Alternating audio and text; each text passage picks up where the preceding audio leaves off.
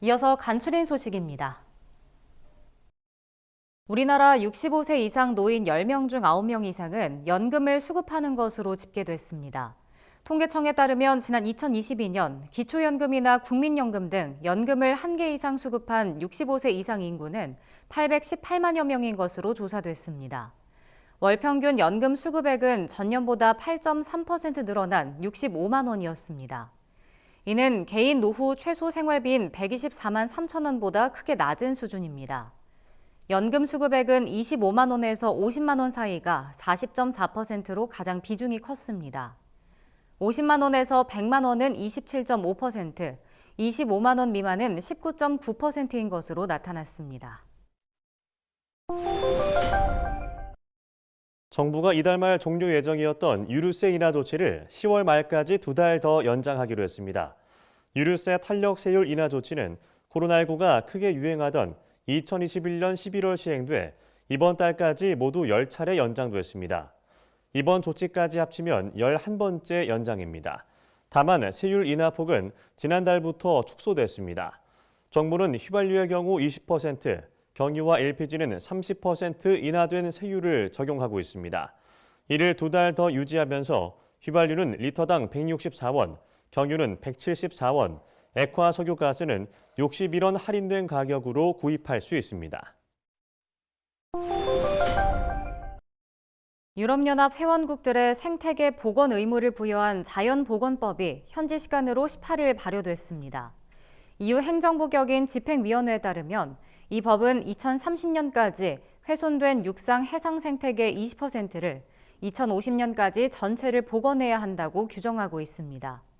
27개 회원국은 발표 시점부터 앞으로 2년 이내에 생태계 복원 목표를 충족하기 위한 계획 초안을 제출해야 합니다. 훼손된 생태계를 복원하기 위해 법적 구속력 있는 목표가 설정된 건 이번이 처음입니다. 집행위는 자연보건법은 EU의 생물 다양성을 복원하는 데 기여할 것이라고 의미를 부여했습니다.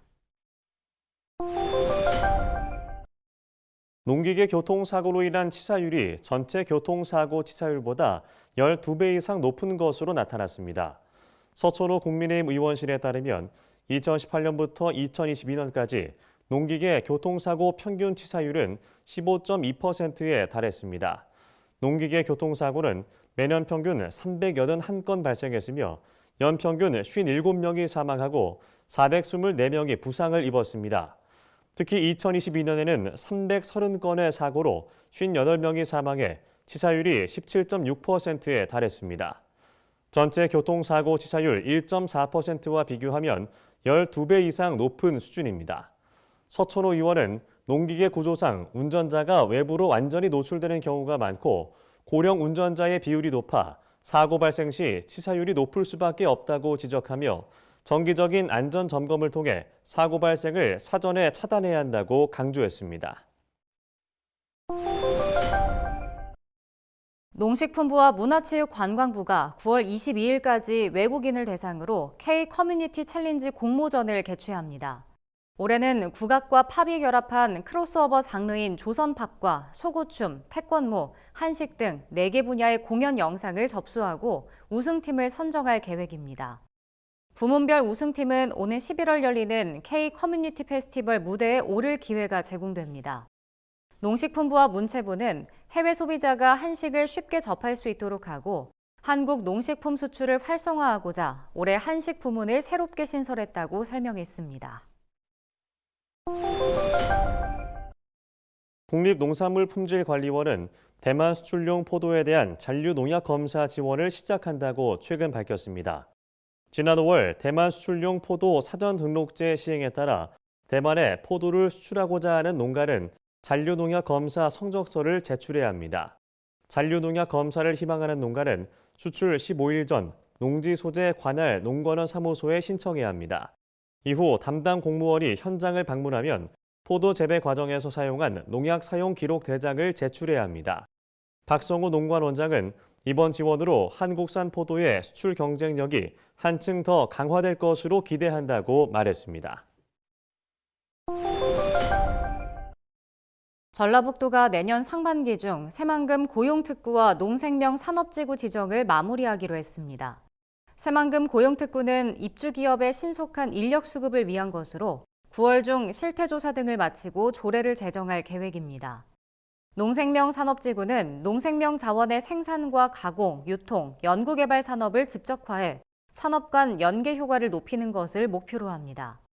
전북도는 현재 지구 선정을 희망하는 19개 지역을 대상으로 심사를 진행해 두세 곳을 지정할 예정입니다. 전북도는 올해 1월 특별자치도 출범 이후 중앙정부로부터 권한을 넘겨받아 특구와 지구 지정이 가능해졌습니다.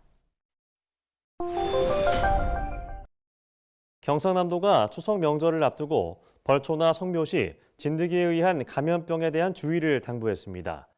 대표적인 진드기 매개 감염병으론 쯔쯔가무시증이 있습니다. 쯔쯔가무시균에 감염된 털 진드기 유충에게 물리면 3주 이내에 발열과 오한, 두통 등이 나타나고 물린 부위에 딱지가 집니다. 또 다른 진드기에 의한 감염병인 중증열성 혈소판 감소 증후군은 진드기에 물린 후 최대 2주의 잠복기를 거쳐 고열과 구토, 설사 등의 증상을 보입니다. 예방 백신이 없고 심하면 사망할 수도 있습니다. 경남도는 야외 활동 시 긴옷과 장화 등을 착용하고 기피제를 뿌리는 등 예방 수칙 준수를 당부했습니다.